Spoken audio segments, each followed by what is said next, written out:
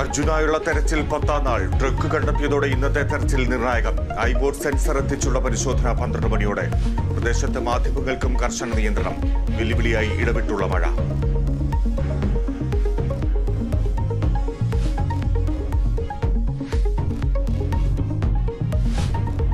സംസ്ഥാനത്ത് നിന്നും ശക്തമായ മഴയ്ക്ക് സാധ്യത. 7 ജില്ലകളിൽ യെല്ലോ അലർട്ട്. കേരള തീരത്ത് ഉയർന്ന തിരമാലയ്ക്കും കള്ളക്കടൽ പ്രതിഭാസത്തിനും സാധ്യത.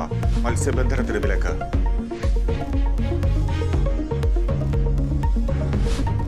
കോഴിക്കോട് അമീബിക് മസ്തിഷ്കജ്വരം സംശയിക്കുന്ന 2 കുട്ടികളുടെയും ആരോഗ്യനിലയിൽ പുരോഗതി.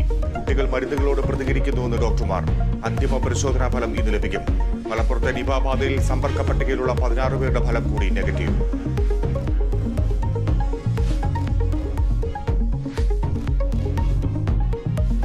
പാർലമെന്റിന്റെ ബജറ്റ് സമ്മേളനം തുടരുന്നു. ലോക്സഭയിലും രാജ്യസഭയിലും ഇന്നും ചർച്ച.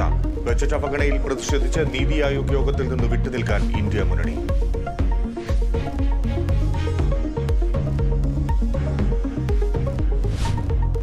ലോകം പാരീസിലേക്ക്. പാരീസ് ഒളിമ്പിക്സിന് നാളെ തിരിതെളിയും. ഇന്ത്യയുടെ ആദ്യ ഇനമായ അമ്പെയ്ത്ത് മത്സരം ഇന്ന്.